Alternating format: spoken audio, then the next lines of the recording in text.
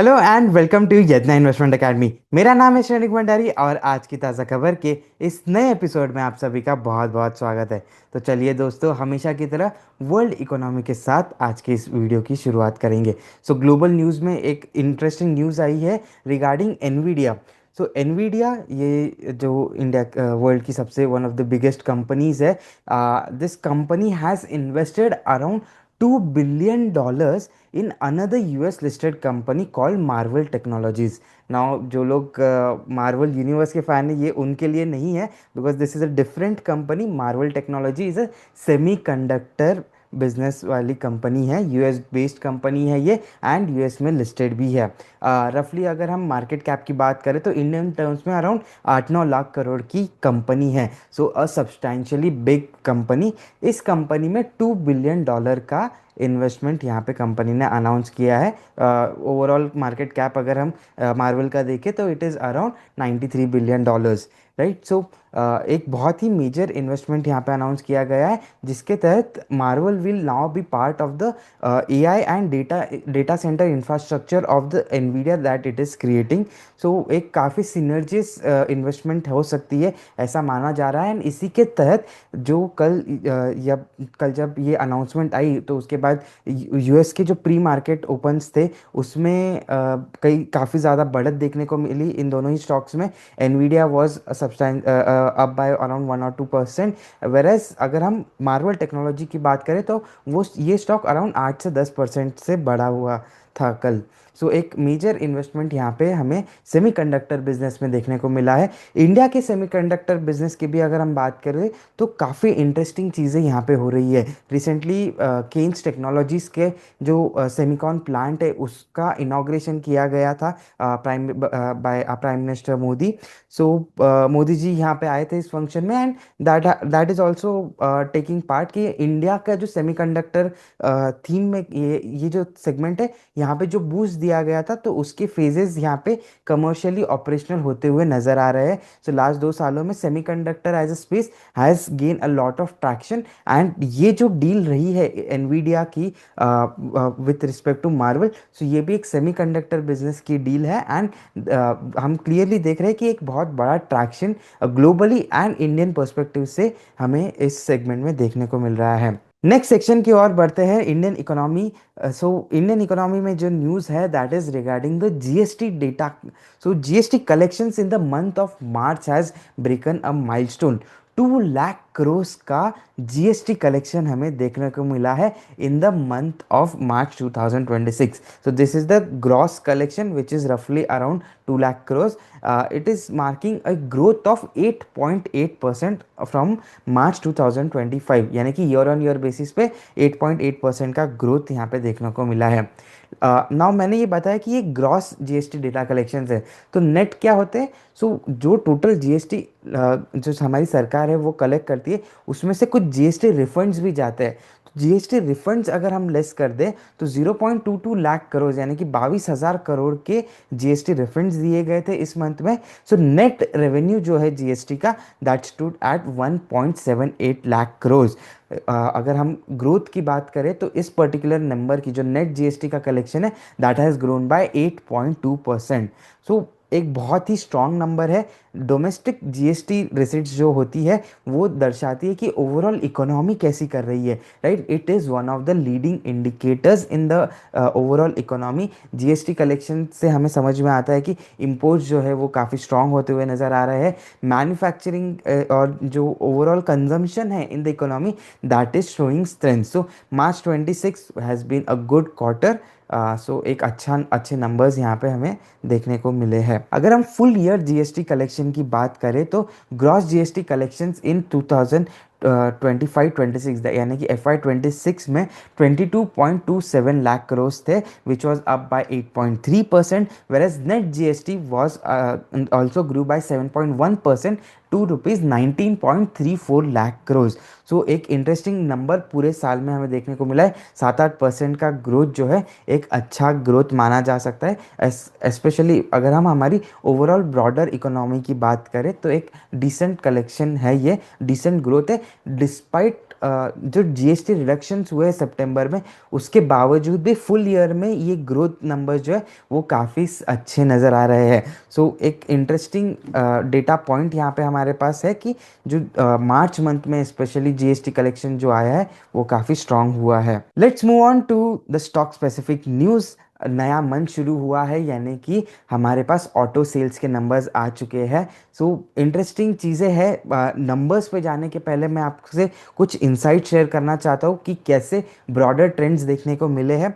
तो passenger vehicles में अगर हम देखें तो जो ग्रोथ है वो काफ़ी स्ट्रांग देखने को मिली है। टाटा मोटर्स जो है वो काफ़ी सही, काफ़ी स्ट्रांग ग्रोथ यहाँ पे उन्होंने लाई है। Hyundai has also depicted a growth in their overall numbers. So अब मारुति का डोमिनेंस जो है वो कंटिन्यूड रहा है ओवरऑल इस पैसेंजर व्हीकल सेगमेंट में। टू व्हीलर्स की अगर हम बात करें तो again hero MotoCorp is the leader in this segment. TVS Motors ने भी काफ़ी स्ट्रॉन्ग ग्रोथ यहाँ पे रजिस्टर की है।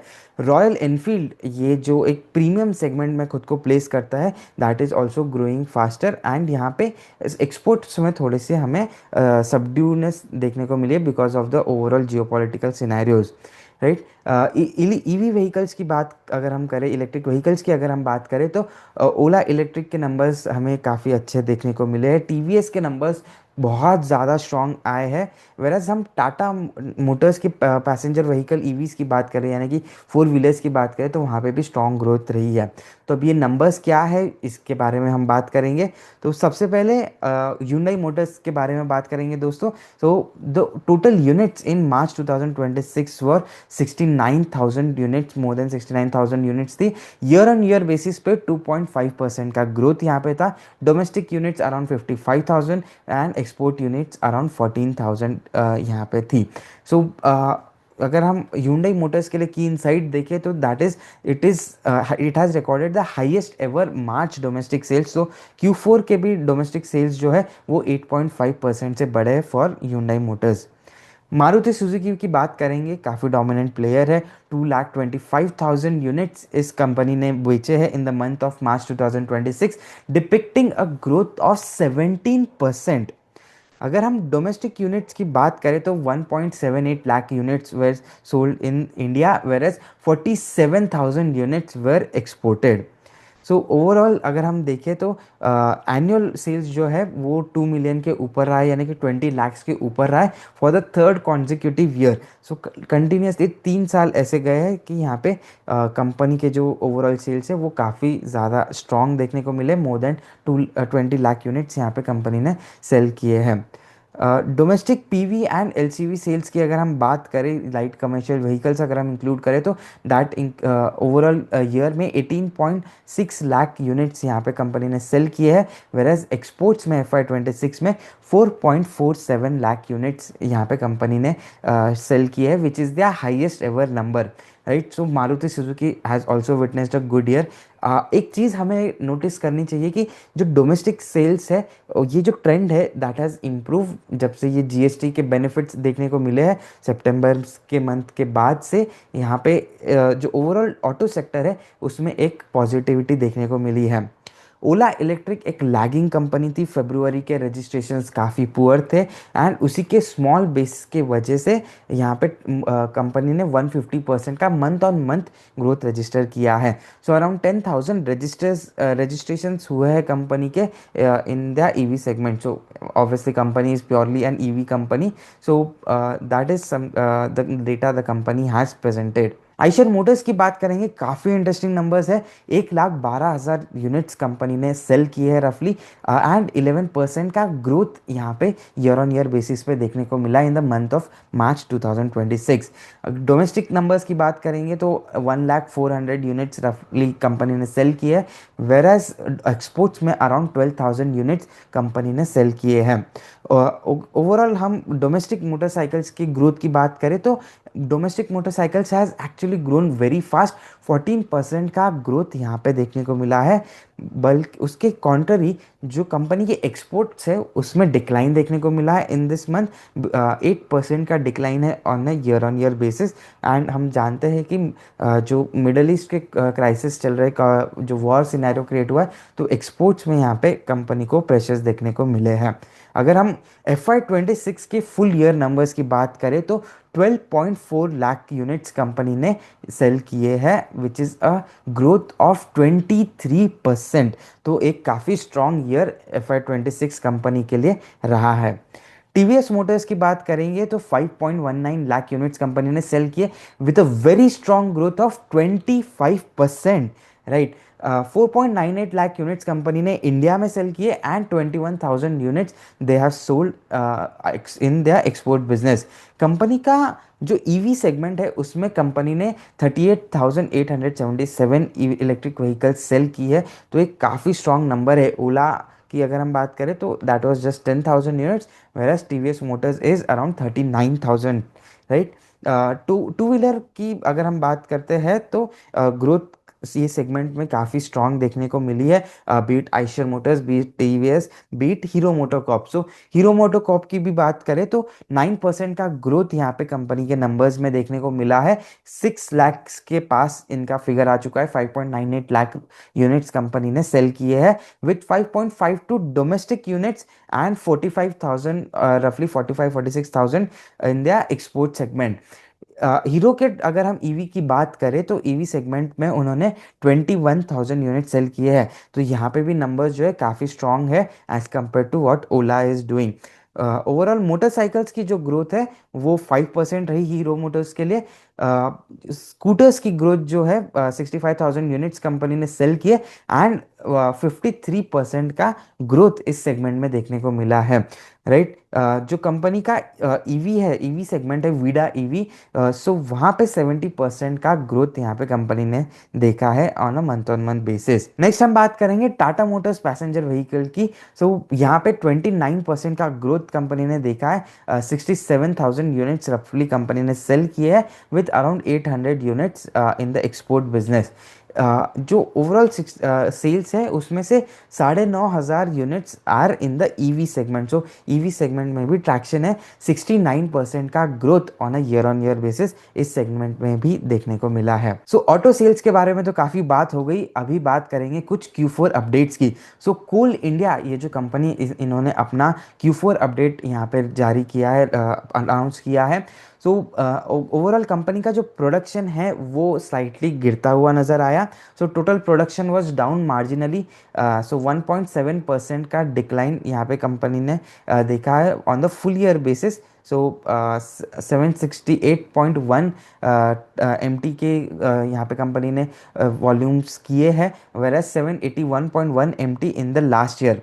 ऑफटेक यानी कि जो कंपनी ने सेल्स किए हैं वहाँ पे भी एक डिक्लाइन देखने को मिला है। फुल ईयर बेसिस पे 2.4% का ईयर ऑन ईयर डिक्लाइन देखा गया है। वेरएज अगर हम लेटेस्ट नंबर्स की बात करें तो एक मार्जिनल इम्प्रूवमेंट इस सेगमेंट में जो ओवरऑल ऑफटेक है उसमें देखने को मिली है। अगर हम फुल एनालिसिस करते हैं तो प्राइसेस जो है कोल की ये थोड़े से राइजिंग ट्रेंड्स पे देखने को मिले हैं। सो वॉल्यूम्स पे थोड़ा सा इतना फोकस नहीं होता है रेवेन्यू ग्रोथ के टर्म्स में। वॉल्यूम्स फ्लैटिश है but because of the prices यहाँ पे revenue growth could be better than the volume growth. IREDA की बात करेंगे दोस्तों। इरेडा ने भी अपने Q4 अपडेट यहाँ पे अनाउंस कर दिए हैं। सो लोन बुक जो है इस कंपनी की 22% से इंक्रीज होती हुई नजर आई है on a year on year basis. So 93,000 crore की बुक हो चुकी है इरेडा की, which is a very robust book and reflecting a very robust growth. So काफ़ी अच्छा नंबर यहाँ पे इरेडा ने रिपोर्ट किया है। डिसबर्समेंट की बात करेंगे तो 16% का डिसबर्समेंट कंपनी ने किया है and loan sanctioning is it has grown by 9%। Disbursement और लोन सैंक्शनिंग में ये जो डिफरेंस है, इसका मतलब जो डिसबर्समेंट का ग्रोथ ज़्यादा है, तो वो क्या रिफ्लेक्ट करता है, it is reflecting that the operational efficiency जो है कंपनी की, यानी कि जो डिसबर्समेंट हो रहे हैं या फिर जो लोन्स ऑलरेडी सैंक्शन हो चुके हैं, उसका जो यूटिलाइजेशन है वो ऑन अ फास्टर पेस है, राइट। तो ये एक इंसाइटफुल थॉट रह सकता है for for the businesses this company is giving loans to. So अगर आप ऐसे बिजनेसेस को ट्रैक कर रहे हो जिसमें इरेडा स्पेसिफिकली लोन्स दे रही है, तो वो सेगमेंट में यूटिलाइजेशन ज़्यादा हो रहा है, यानी कि केपेक्स का जो ट्रेंड है वो एक स्ट्रॉन्ग ट्रेंड यहाँ पे देखने को मिल रहा है। कुछ वीडियोस पहले हमने lessons from the psychology of money ये सेगमेंट चालू किया है, लेकिन इस सेगमेंट में बढ़ने से पहले एक सिंपल रिक्वेस्ट रहेगी मेरी आप सभी के लिए, एंड एक स्मॉल अनाउंसमेंट भी है। So please do visit our website www.investornia.in।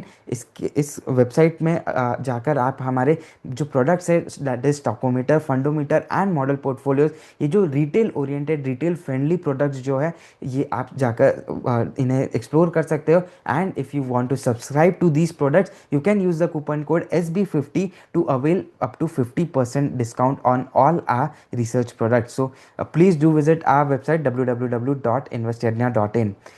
Now let us move on to the most awaited section, that is the lessons from the psychology of money. हमने पहले दो सेगमेंट्स, दो चैप्टर्स यहाँ पे already cover कर लिए हैं इस पर्टिकुलर बुक के। Now we are going to talk about the third section और the third chapter which is never enough.